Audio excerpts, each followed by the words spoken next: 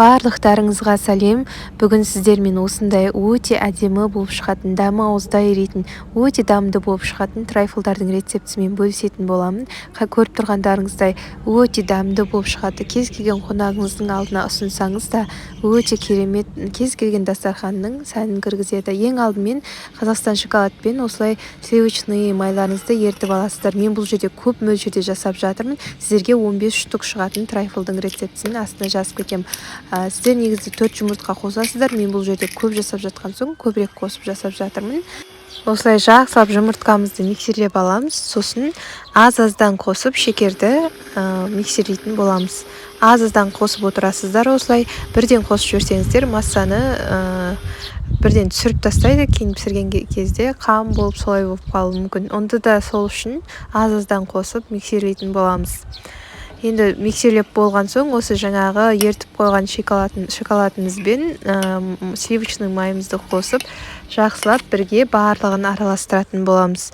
Бұны да аз-аздан қосып осылай миксерлеп аламыз. Жақсылап миксерлеп болған соң енді керекті ұнымызға 20 грамм какаоымызды салып, разрыхителімізді салып, барлығын жақсылап араластырып аламыз. Бөлек ыдыста осылай араласып болған соң жаңағы массамызға салып, барлығын шетінен жақсылап араластырып аламыз.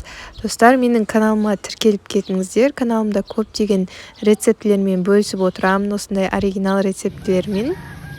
Міне массамыз дайын болды. Енді осыны пісіріп алатын боламыз 180 градуста.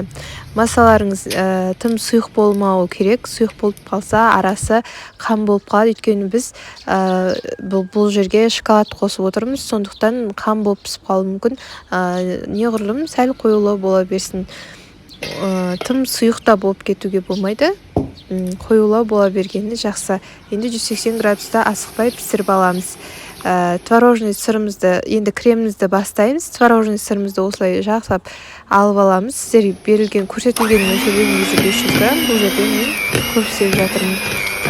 Творожный сырымызды осылай жақсылап миксерлеп болған соң осылай сахарный пудрамызды көбірек қоса бересіздер. Өйткені бұл жерде шекер қоспаған соң тәтті дәм беретін осы сахарный пудра. Творожный сыр мен сливкидің тәтті дәмі жоқ, сондықтан сахарный пудраларыңызды көбірек қоса бересіздер. Тәтті дәм беретін бұл жерде осы сахарный пудра. Енді сливкиді қосамыз. Сливкиді көп қосудың қажеті жоқ. Өйткені ол сұйық болады, крем өзін ұстамай қалуы мүмкін. Сондықтан берілген мөлшерден асырмай қосамыз. Осылай міне креміміз дайын болды. Жақсылап миксерлегеннен кейін дайын болады. Осылай табақты төңкерген кезде құламау керек, төгілмеу керек, өзін ұстап тұру керек крем. Міне енді трайфлымызды аламыз. Осылай менде осылай көтеріліп шықты. Негізі сіздер Қазақстан шоколадтың дәмін ұнатпасаңыздар, қоспай қойсаңыздар да болады. Шоколадты қосу міндетті емес. Маған бірақ қоссаңыздар әдемі дәм береді. Енді кейбір адамдарға Қазақстан шоколадтың дәмі ұнамай жатады. Сондықтан ұнамайтын болса қоспай қойыңыздар. Осылай барлығын крошка етіп үгітіп аламыз жақсылап миксермен. Енді осындай трайфлдың ыдысын сататын сондай кондитерлік дүкендерден алсаңыздар болады. Неше түрлісі бар. Маған осы 4 бұрыштысы ұнайды. Осыған әдемі көрінеді. Кез келген неше түрлі формада ыдыстары бар. Өзіңізге ұнайтынын алып істетсеңіздер болады. Енді бір қасықтан салып шығамыз барлығына бір қасықтан салған соң кремімізді мешокқа салып жақсылап насадкасын басына осылай орнатып аласыздар. Сосын кремді салып бәріне кремді жағып шығатын боламыз. Қазір дәл видеодағыдай істеңіздер. Бір-екі рет істеген соң қолдарыңыз үйреніп кетеді. Осылай кремді алып видеодағыдай көріп істей бересіздер. Бірден шықпай қалуы мүмкін, бірақ көңілдеріңізді түсірмеңіздер. Бірден еш нәрсе бола салмайды. 2-3 істеген соң міндетті түрде қолдарыңыз үйреніп кетеді. Осылай кремді жағып аламыз барлығына. Сосын екінші қабатына да бір қасықтан, 1,5 қасықтан ыдыстарыңыздың көлеміне қарай салып шығасыздар. Менің видеом ұнаса, міндетті түрде достарыңызбен бөлісіп, қазақша контенттің көтерілуіне өз үлестеріңізді қоса кетіңіздер. Осылай барлықтарына тез салып шығамыз. Егер де сіздерде көп етіп істегілеріңіз келсе, қонақ күтсеңіздер, кез келген мерекелік дастарханын жасасаңыздар, осылай көп берілген грамм мөлшерден 2 есеге ұлғайтып істей берсеңіздер болады. Осылай енді екінші бетін қабатын салып шығамыз кремнен соң. Осылай тағы да 1-1,5 қасықтан салып шығамыз. Енді тағы да оны салып болған соң кремнің бетіне жағып шығамыз. Кремді осылай барлығына жағып болған соң қазір кішкентай қасықпен бәрін бетін тегістеп шығатын боламыз. Бетін тегістейміз, өйткені біз қазір бетіне глазур жасап шоколад құйып шығатын боламыз. Сол шоколады тегіс құйылу үшін осылай қасықпен бәрін түзетіп шығамыз. Қасықпен түзеткен соң холодильникке салатын боламыз. Өйткені бетіндегі жаққан креміміз беті қату керек, кішкене бір 10-20 минутқа салып алсаңыздар жетеді. Сіздер глазурды дайындап болам дегеніңізше, бұл да өзін холодильникте қатып дайын болып тұрады.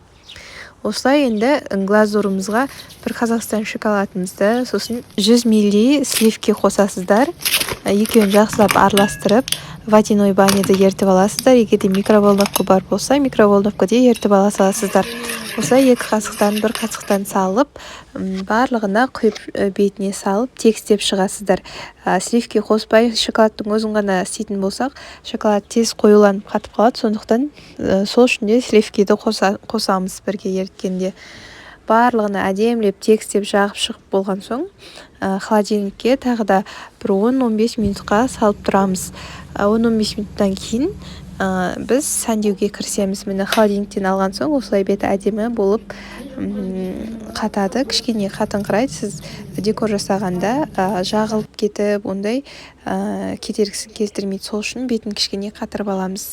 Және әсемдеген кезде де әдемі болып көрініп тұрады. Кез келген қандай жидектеріңіз бар, сонымен сәндей берсеңіздер болады. Клубника, сондай қандай жемісіңіз бар қолда, сонымен сәндей бересіздер. Мен енді қолымда киви мен банан болған соң, сонымен әсемдеп шығамын. Осының өзі өте әдемі болып көрінеді. Киви бір шетіне осылай майдалап тураймыз. Сосын бір шетіне бананды турап қойдым. Өте әдемі көрінді. Жай ғана кивидің өзінде қойсаңыздар, өте әдемі болып көрінеді. Өзі ыдысы, формасы барлығы әдемі болған соң, өте әдемі көрінеді.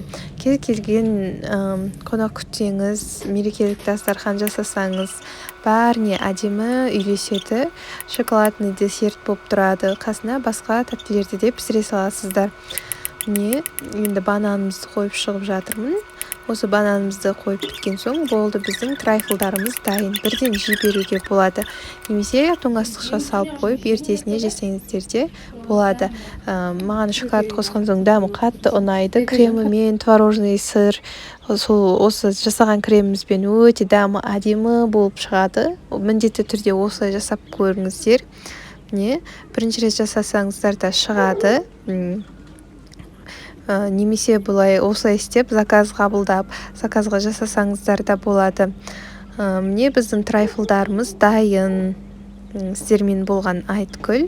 Каналға тіркеліп кетуді ұмытпаңыздар.